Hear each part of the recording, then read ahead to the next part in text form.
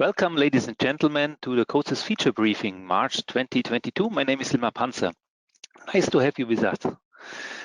So, as you might know, we are going to release Service Pack 18 within the next days, and we want to take this occasion and show you the new features that we have developed in this version. So, this is roughly the period of 1 year. Service Pack 17 was released about 1 year ago. You might also know that due to the modularization of CODESYS, we have more separate add-ons that we release with an own version cycle, with our own version number. And so we are going to show you also the new features of these add-on versions that we have released within about the last year. And beside the already done things, we want to give you a preview of the things that come next. So new features that we are about to start or that we have already started within the last weeks and that will be released within the next month, let's say. Not 1 month, but many months. Okay, so let's have a look for the speakers. We have Andreas Kehrer. He is Business Product Owner for Runtime Systems, Safety and Visualizations.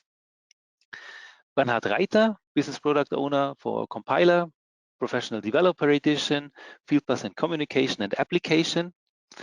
We have Markus Haberstock, Business Product Owner for Documentation. And we have Martin Decker, who is taking care about the CODESYS Automation Server. He is also working for the product marketing, but also for the product management, helping us with the CODESYS Automation Server. And Ulf Schünemann, he is our research coordinator and will give you an overview over the research projects we are conducting at present. And I will give you the presentation of the news of the engineering system and of motion control. Let's have a look on the agenda of today. So I guess you know that we meet today and tomorrow at the same time. We will always have about 1 hour of presentation, and then we have a question and answer part, half an hour question and answers directly afterwards. We have decided to record our presentations. So the presentations beside this now, this is live, but the rest is recorded. We decided to do this to better know how much time it will take. And so you can rely on these times and choose what is interesting to you. So after the general introduction, we'll see my presentation about the development system, the news in the programming system. Then Markus Haberstock shows us the new help portal. Bernhard Reiter will give us an overview of the new features of the compiler and the professional developer edition. And last but not least, Andreas Kehrer shows us new features of the runtime. Unfortunately, Andreas Kehrer is not available today. But for the question and answer part, Armin Hornung, the team leader of the core development team, runtime core team, will step in. Thank you, Armin, and he will answer your questions later. Tomorrow, we'll have the other part of our product. So I'm going to start with the CODESYS Soft Motion, and then Bernhard takes over for the application for Fieldbus and communication. Martin shows us the new things of the CODESYS Automation Server, and Andreas Kehrer about the visualization and safety. And last but not least, Dr. Ulf Schünemann for the research projects and activities. So again, we'll have roughly 1 hour and half an hour questions and answers. Regarding your questions, please, there is a separate window where you can place your questions also during the presentations. Don't forget to give us the context of your question, because we will answer them later on, and so maybe we don't need to what you we don't know to what you are referring to, and so you should give us a context and tell us exactly what you mean with the question. That was it for my introduction. Thank you in advance for joining us, and now let's start with the first presentation. See you later. This presentation is about the CODESYS Engineering. Let's have a look on the agenda. First, a little bit of history. CODESYS modularization has been introduced with Service Pack 17, but it's still influencing our development and deployment, and likely is also interesting to you to get a reminder on that. Then I have prepared a slide explaining our release planning for the next months and years. And we'll have a look into the infrastructure, the CODESYS installer and deployment server, as well as some new features around the installer, including the release notes. Afterwards, I'll explain you about the package designer, the new version that we are currently planning. And I will show you the POU editor improvements of Service Pack 18, the IEC 61131 languages. Moreover, we are developing a new ladder editor, and I'll give you an explanation on that. And finally, we'll have a look on several usability and security improvements. With Service Pack 17, we have implemented and released the modularization of the CODESYS development system. That means that we have split up CODESYS in a core part that we call CODESYS Essentials and several add-ons. The Essentials are mandatory to work, and we have continued the former versioning scheme starting with 3.5, Service Pack 17, or now we are about to release Service Pack 18.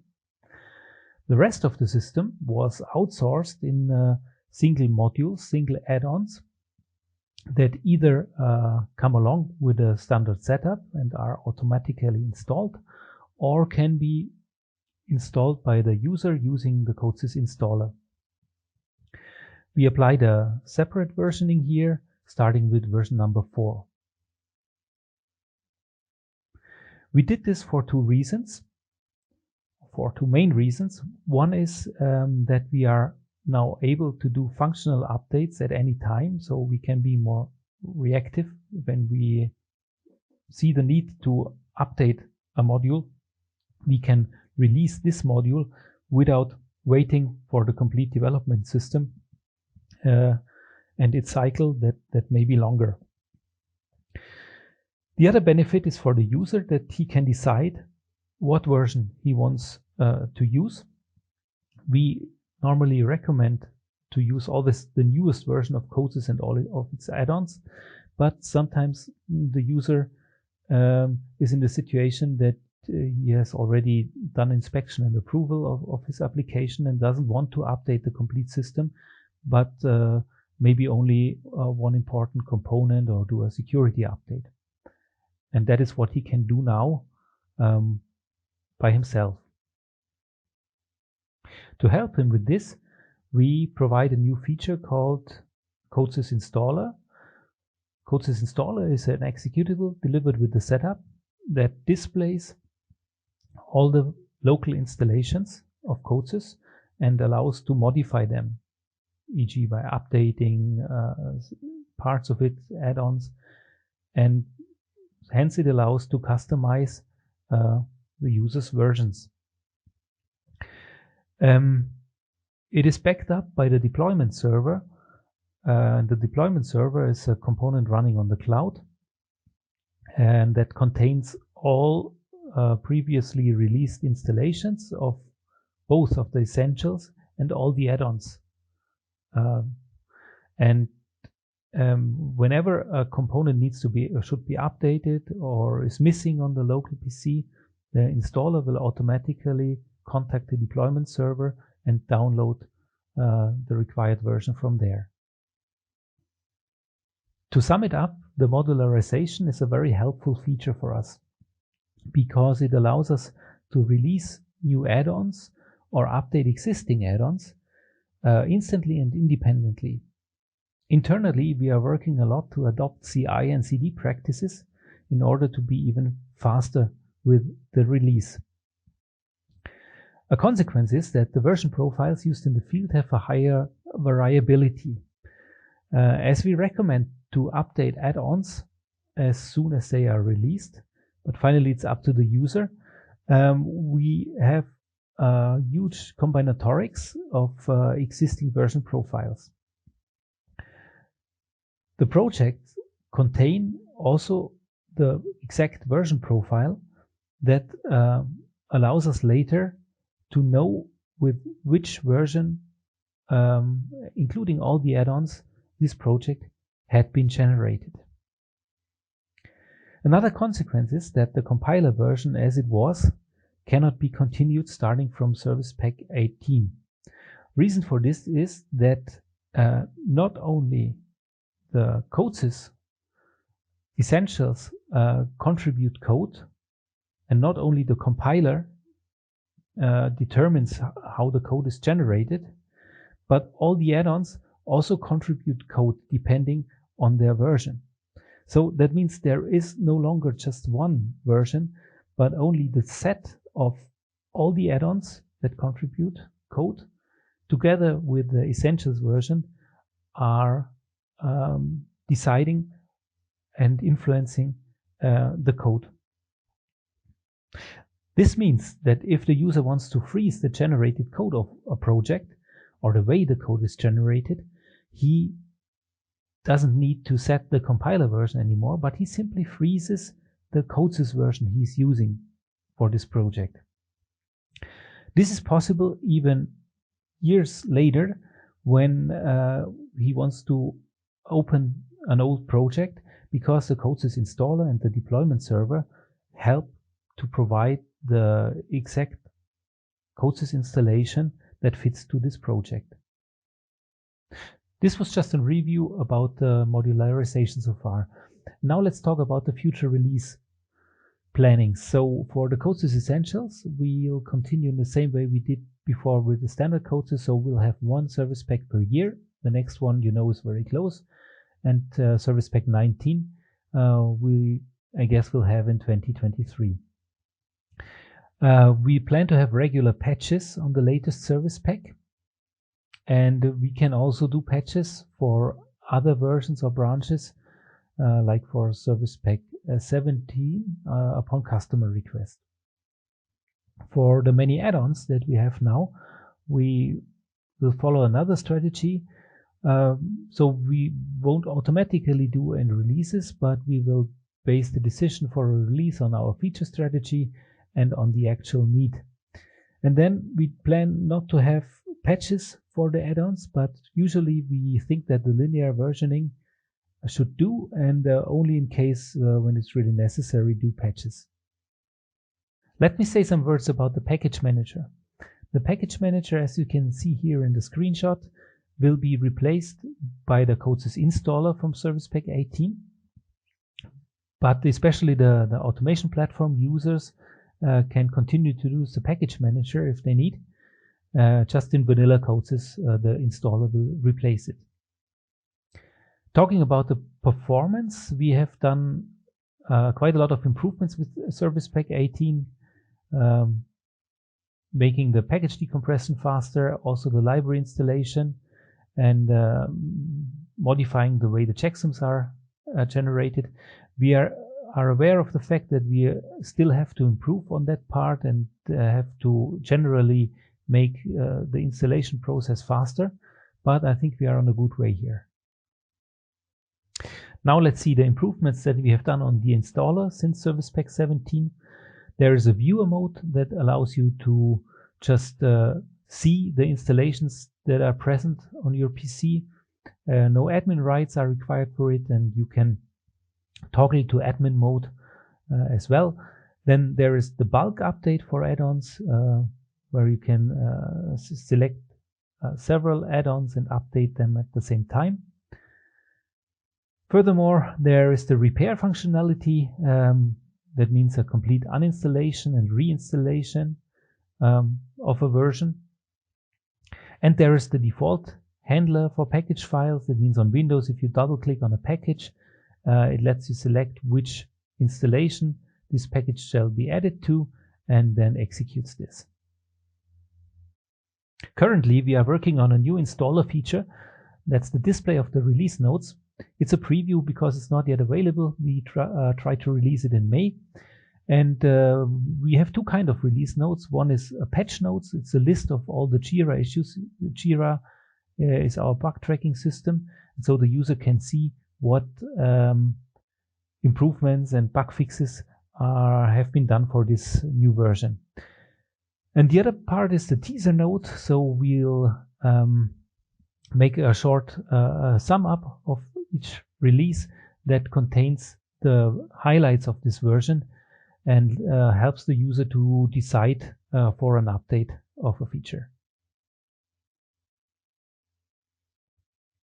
We have more things in mind for the installer. One is almost done. This is the OEM support. Customers who have customized CODESYS will be able to use it in the future. Second, we want to promote security updates for add-ons more prominently.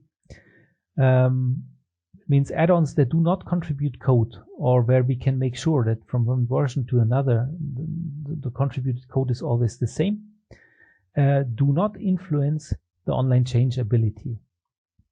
We want to take use of this, and the installers should display these kind of updates more intrusively, so that it more or less urges the user to do these updates.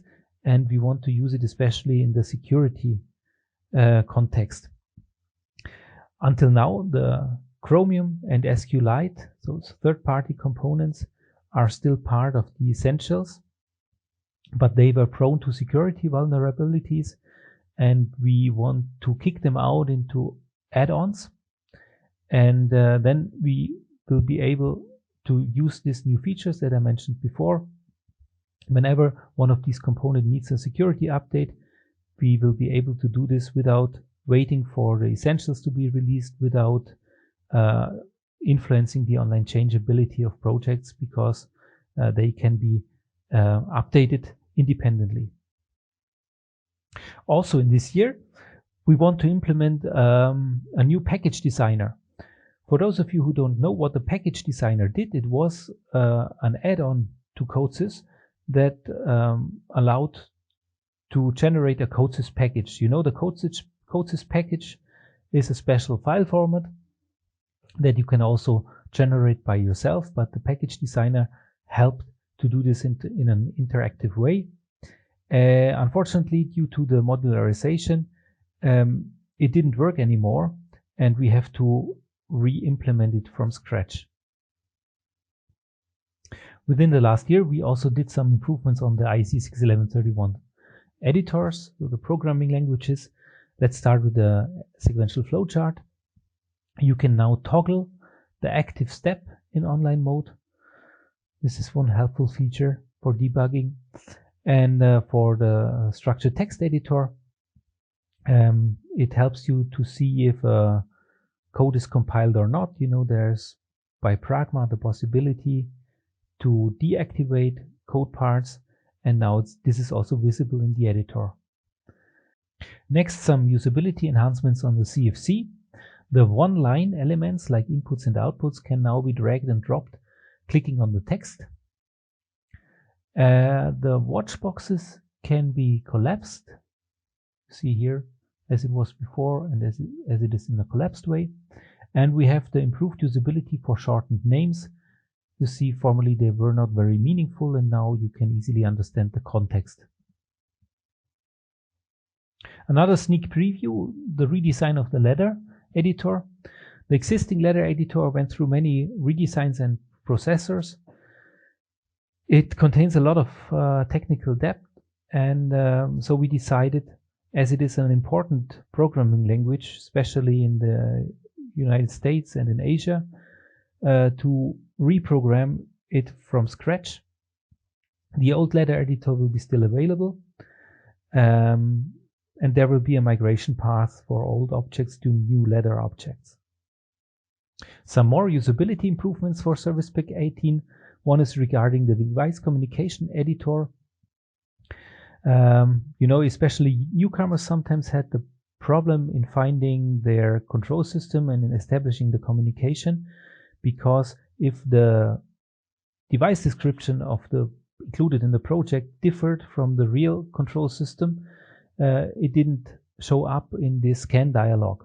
And now we have this new checkbox, and when it is set, then we see all the available devices of the network, and it is displayed if the type is different, but when the user double clicks on it, the system offers to update the device description in the project, and then it becomes much easier to establish this communication. Another thing is the license subscriptions. Some products that are based on a license period, like the professional developer editions, need an update after the time is expired, and this is now done without user interaction and has become much easier. Regarding the security, we have done several improvements. One is for the certificate handling.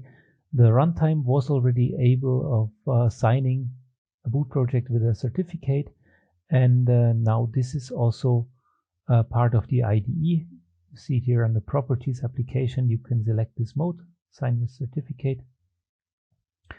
Moreover, we have made the encrypted download more robust. And also the security agent, which is an add-on, will be released in summer with some new features. The import and export of PKCS 12 containers, and it will be able to present all the security settings of a connected device and make this more transparent. Some minutes ago I mentioned already that we want to get rid of this Ceph or Chromium browser that is currently contained in CODESYS and delivered with it. We want to replace it by a web browser based on MS Edge that is part of the Windows runtime, let's say, and hence we are not involved or not in duty to update this web browser, but it's updated by the Windows system and will reduce the security updates that CODESYS is responsible for. And last but not least, we have introduced the multi-client online mode for Service Pack 18. That means the first user that is logged into a device, he can do whatever he usually can, but the second, third, and any further user are connected only in read-only mode.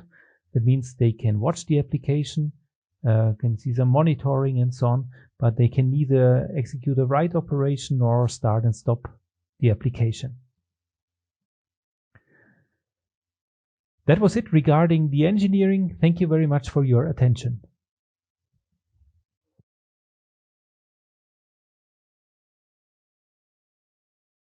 Hello everyone, my name is Markus Haberstadt.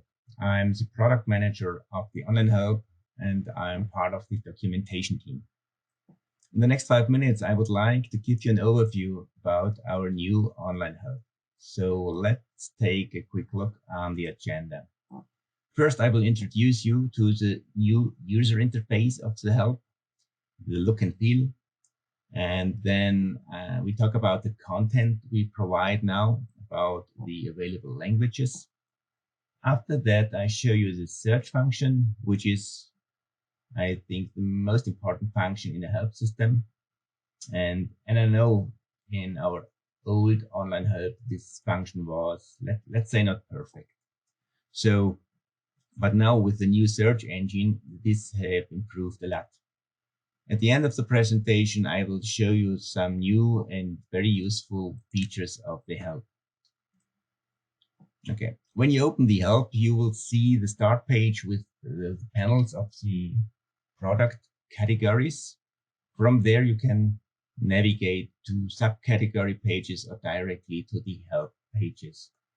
For example, if we click on the panel of CODESYS Engineering, we get the products of this category. Or for example, here, the field buses. Okay.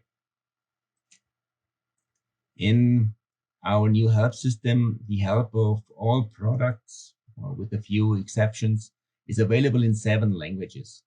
We create the content in the source language German and translate it to English by a human. The other languages contain machine translated content. Furthermore, the documentation of about 400 libraries is available in the help system. The library documentation is generated automatically from the library sources, and it's available in English only. You can change the language with the language selector in the header. In the middle of the field, you see the search field. So if you click on it and start to enter a text, you will get suggestions to your text and also search results at the end. So you press the enter button and get the results of your search. The results are sorted by relevance. On the left side, you see a search history, so you can repeat a search very quickly. If you click on the result, you get to the content. What's also new in the help system now is that we have added links to further info sources on the help page, such as videos on YouTube or sample projects on CODESYS Forge or to the CODESYS store. So you find links to external sources in these gray boxes. Okay, on the left side, you can navigate through the content. Okay, so here again, we see this gray box. On this page, it's a link to a sample project on CODESYS Forge. Okay, at the bottom, you see this feedback button. This allows you to send us feedback to the help page very quickly. So if you click on it, your editor, your email client opens and you can add some information and send it very quickly to us. So this is very important for us. So whenever you see an error or you miss some information, please tell us. On the bottom, you also see the previous and next navigation button. Let's look on another page. On this page, I can show you another really nice feature. We have a lot of code snippets in the online help. So for example, you see here, if you use the button on the right, you can copy the content to the clipboard. So you can use it very quickly in your CODESYS project. On the right side, on the top, you see a table of content of this help page. So it's very useful to navigate when the help page is very large. So if you click on the logo in the top left corner, you will come back to the start page. Well, I'm sure you will like the new help, and I'm also sure you will find your answer in it very quickly. So thank you for your attention, and then I pass on to my colleague Bernhard. Hello, my name is Bernhard Reiter and I'm a product manager at CODESYS, and I want to show you the new compiler features we released with Service Pack 18 of CODESYS. Our main goal was to greatly simplify the usability and workflow when using strings in CODESYS. We did this in two ways basically. We enabled UTF-8 encoding for strings and added a new string builder library to CODESYS. And we added a new compiler feature called constant generics, which is also a main building block of our new string builder library, but which is a general purpose feature you can use for your own projects in the future. So what is UTF-8 generally? It is an encoding for the Unicode standard, and characters have variable lengths from 1 to 4 bytes. It is compatible to the ASCII character set, so the first 128 encoded characters have the same values as in ASCII. It is relatively compact due to the fact that most characters can be coded using only 1 byte. And it is very common and widespread, including examples like JSON, OPC-UA, XML, and HTML. These are all mostly encoded in UTF-8, and also operating systems like Linux use UTF-8 very commonly in their file system, for example. UTF-8 support in CODESYS is implemented by a new compile option, which you can see in this screenshot here. With this setting enabled, all string literals are encoded as UTF-8 in your application. Monitoring decodes all string variable contents as UTF-8. And also all string conversion functions convert from and to UTF-8 encoded strings. So for example, real to string or anything similar. We explicitly decided to implement this support as a new option, which affects how the string data type behaves, and not implemented by using a completely new data type for Unicode in CODESYS. This has the great advantage that you can reuse most of your already existing application and library code without having to write new interfaces and function blocks just because a new data type needs to be used for UTF-8 support. Additionally to working with the compile option, it is also possible to use UTF-8 only in a subset of your application or library. So only specific string literals can be marked as being UTF-8, and completing this feature, there is also a monitoring attribute for string variables, which tells the monitoring to encode only the content of this specific variable as UTF-8. And the same is available also not for complete strings, but only for specific characters as a literal type of the UD variable type. And finally, a new escape sequence for Unicode characters is introduced in CODESYS, which makes it a lot easier to write these escape special characters in the editor. Here in this first screenshot, you can see an example of how the new literals and also monitoring attributes can be used. And on the right side, you then can see the result when going online with your application and how the monitoring now actually displays the correct UTF-8 string and characters for your two variables, even though in this example the compile option is disabled.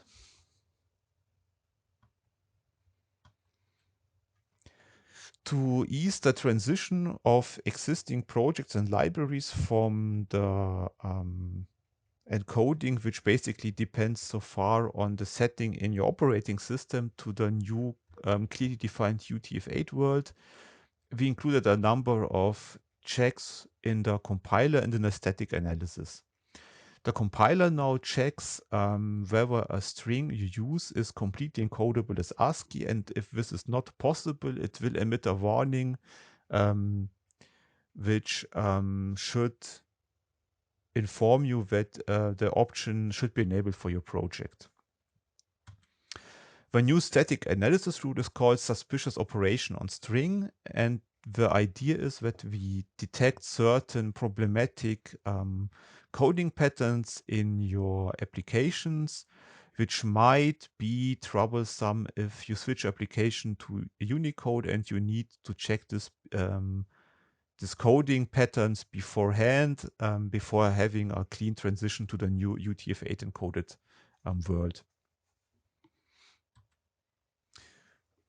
Finally, as I already mentioned, a new string builder library will be released with SP18, and it should ease concatenation and parsing of UTF-8 strings, so it should really keep you from accidentally creating broken strings with like split characters or only characters fitting in half in your memory. Also, fast iteration of characters was so-called runes in UTF-8, and generally improved performance from concatenation and parsing when the standard library functions currently support. And building on this library released with SP18, we will make use of the new constant generic feature to release an even nicer to use API on top of it with SP18 patch 1. So what are the constant generics and why do they make it the library better usable? So in the past, if you have a function block which takes an array as an argument, you often have the difficulty that on different places of the applications, different array lengths and sizes should be passed to your function block, and it is very hard to make this function block easily reusable for different use cases. Previous solutions might involve that you decide to pass a pointer and an array length instead of the actual array to the function block. But this brings problems with potential consistency and buffer overflows like we know it from other languages like C. Another alternative would be to pass only the length of the array, and the function block itself allocates memory with sysmem_alloc, for example. But this has the problem, when should this memory be freed again and who's responsible for it? And the final solution would be to allocate a maximal array size, but this is a very waste of resources because most of the times inside of your application, you will not need the maximal array size, but only a much smaller part of it. So application might become very big if you have a lot of use cases in your application and a lot of instances. The new solution for solving this cleanly is the so-called constant generics, and I will show now an example of how this looks. So here from our string builder library, you can see this UTF-8 string declaration. And in like we were already used to do it with string, where you could say the buffer size for a string, it is also now possible to make a generic function block which also gets past the buffer size as an argument during the declaration of the instance. So in this case, this string we create here has a buffer size of 100 bytes. And then, as it is a regular function block, you can now create or call the regular methods as you would do it with any other function block. In this example is valid, len, and similar functions. So this is declaration and usage of this new data type. How is the definition working? There is a new keyword in the compiler. It's called var generic and needs to be combined with constant. And in this example, you can see that UDI size is a constant which can be used in the interface of the function block with a default size of 10. But like in our previous example, the instantiation decides the actual buffer size, so it can be any value the instance decides, like 100 on the previous slide.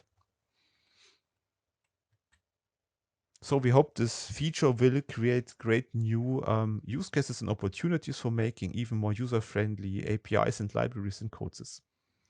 Thank you very much for your attention. In this presentation, I want to show you the new features released for the CODESYS Professional Developer Edition over the course of the last year.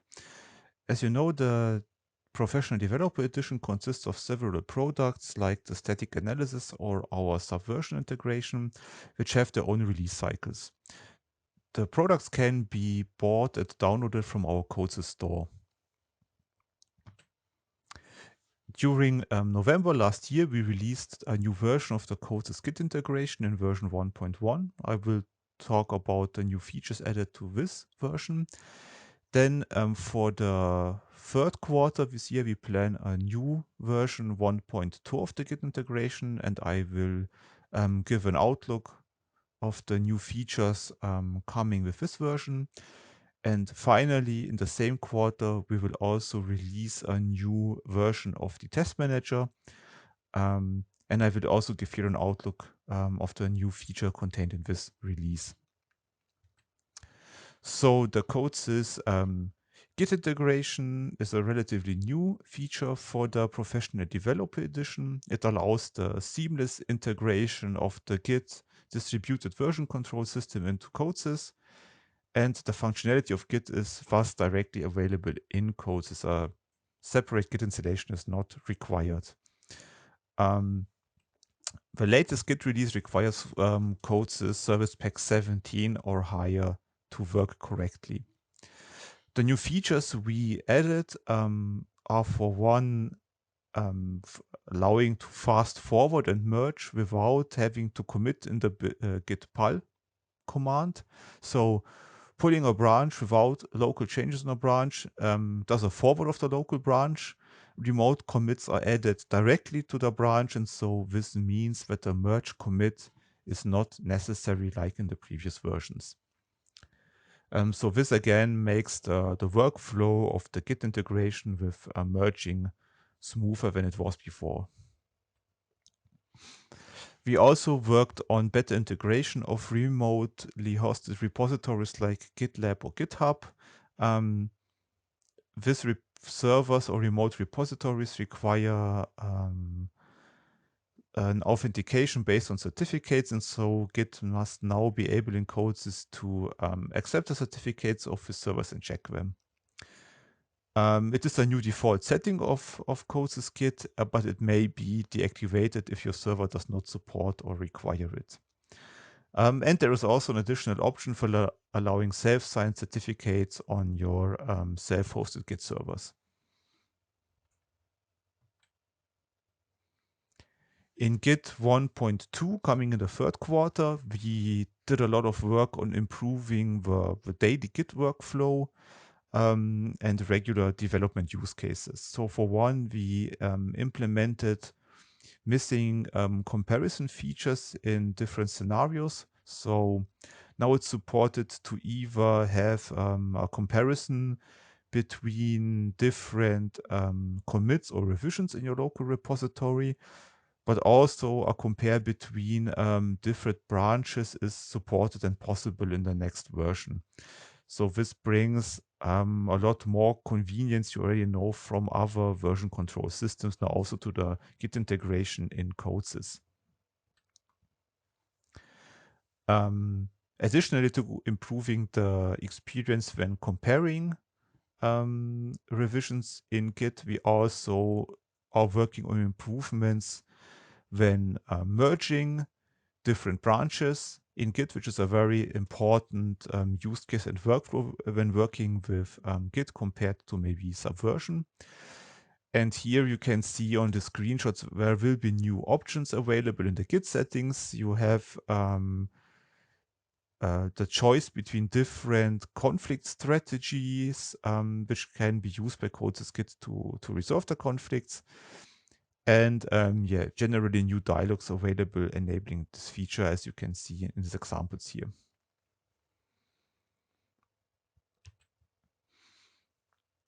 Finally, we will again do more improvements to credential management, especially hosters like GitHub and GitLab increased their security standards since our last release of Git in November. And we will add here again new options like two-factor authentication, for example, to enable again the easy integration and usage of GitHub with our CODESYS Git integration. Finally, I want to talk about the new features for the test manager in version 5. Our main focus was on improving the creation of unit tests with the test manager. So this was a feature basically which was already available in previous versions, but it required a bit of an expert knowledge to being able to use it. So you have the possibility to create a function block which must implement a specific API or interface, and this special function blocks then can be executed as a unit test by our CODESYS test manager, and it creates nice test reports out of this. In this new version, we want to make this use case more prominent and easier to use. So there is a new object type which you can add now in the tree, which really is a unit test, represents a unit test case. And we have, as you can see here in the pictures, a new wizard which now creates this function block with a corresponding interface and already with some kind of predefined implementation for the methods which you need to implement your unit test. So this expert feature, which it was in the previous versions, is now really a high-level feature in a test manager, and it should help so that library application developers use this more often in the daily workflow. Also, including this, we wanted to make it easier to have an assertion library similar to how you know it from other languages and other unit testing environments, with the idea that basically checking a certain conditions and outputting nice messages to your test report in case of failures should be a one-liner in the future and not like writing repetitive large boilerplate code over and over in your test cases like it was necessary in the past. Thank you for your attention. Great to have you here. My name is Andreas Kehrer, and I'm product manager at CODESYS. And today I want to tell you a little bit about our CODESYS runtime system and the feature updates which we did for SP18. So let's get started with the agenda. We have three main points here. It's the extension SL package. We have security updates, and last but not least, I want to give you an outlook on virtual PLCs. So let's get started with the extension SL package. What was the goal of the extension SL package? I'm pretty sure you all know the runtime toolkit, which is mandatory to implement a CODESYS PLC. But in the meantime, we also provide SL products where you don't need to buy a toolkit. And because also there is no toolkit, there is the need to adapt the runtime system. And therefore, we invented the extension SL package. It does not provide a full functionality which is provided by the runtime toolkit, but we gave the possibility to at least adapt the SL products in some points of use. So what are the main use cases? First of all, we wanted to link existing C code to the IC application.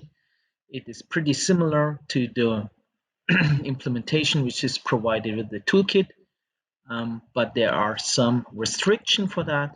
So it is an external implementation directly linked with a synchronous call to the IC call, but there are not all the runtime system interfaces available. So this is limited, and you can really only add your own C code, and you cannot call any system functions of the runtime system in that code. Second is to use existing API from inside the IC call, IC application by a function call. And this is pretty new because that is implemented in a way that you have a process separation. So it is implemented with Unix domain sockets. It's a standard feature for Linux. And the benefit is that the runtime system is very stable, because if anything happens inside of that added code, the runtime systems will still run and will still respond to user commands. Next use case are the access to local IOs or remote IOs from inside of IC application. What we did is we implemented an example IO driver also based on Unix domain sockets, so you can write an IC application or write an application on your host system and just communicate via domain sockets with your IO driver. Next is the support of retained memory. So if your hardware supports retained memory, there's mainly documentation how to configure the SL product to support retained memory. Next is run stop switch. This is also done by Unix domain sockets. Example is included. And you can also trigger external events, again implemented with Unix domain socket, so you can easily trigger an external task by any application running on your host system.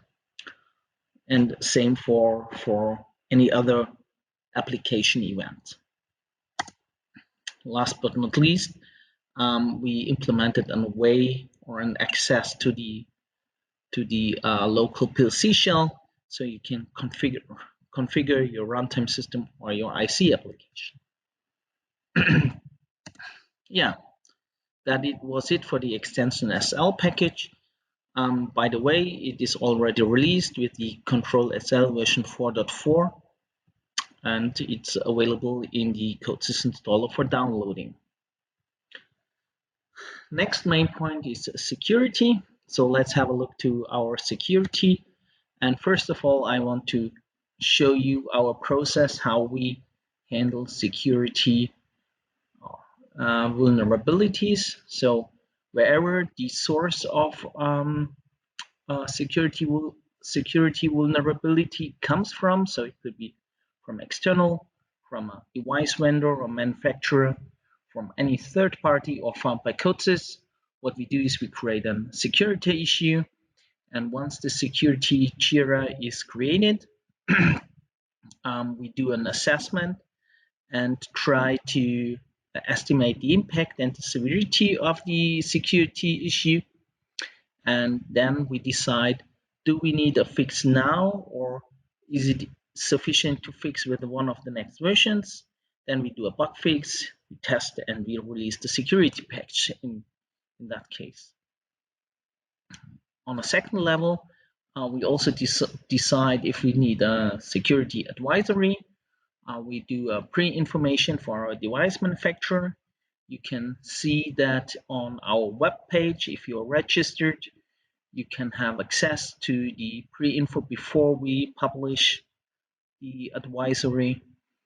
In case we do the bug fixing and the testing, we update, of course, the advisory for new workarounds, for example. And at the end, of course, we release the advisory. Now, some statistics on the security advisories. As you can see, the number of advisories is growing very much. And this is not like because the software gets more and more insecure.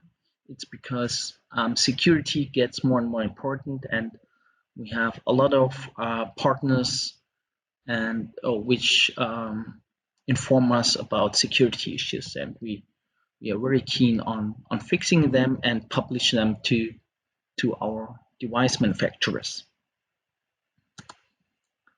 So let's have a look to the security features which we have implemented in SP18. It's on the one hand, the encryption of the runtime system with the Webu AX protector. This is a mandatory thing for using the soft containers, which is called CMAC license for the CODESYS store.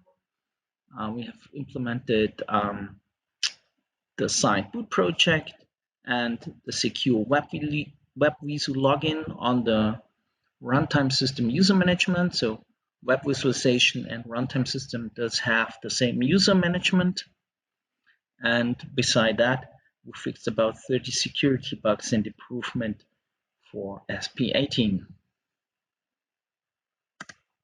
Okay, last topic is the virtual PLC. This is like an Outlook. We did not release that yet, but we are working on it.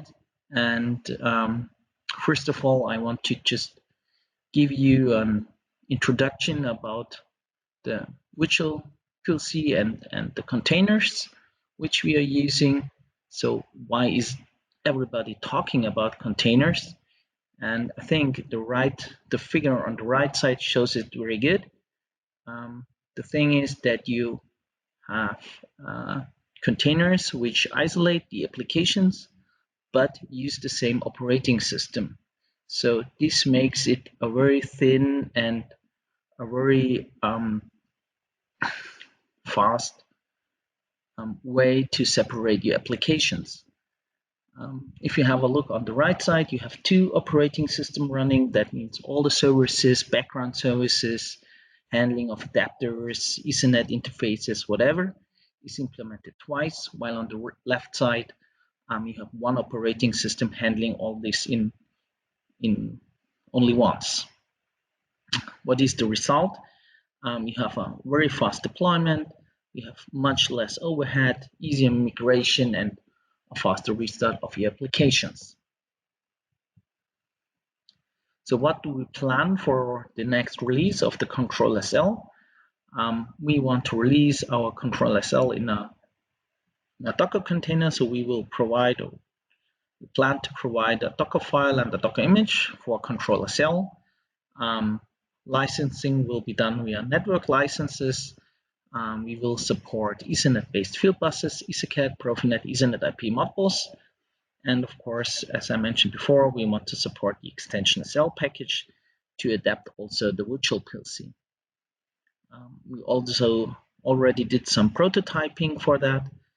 And from the figures we got from our prototypes, we can say that it is very, very comparable with conventional systems if it is configured for real-time behavior. So that is very promising at the moment. Okay, so far from the virtual PLC, and I think that's it. Thank you for your attention, and if you have any questions, please let me know.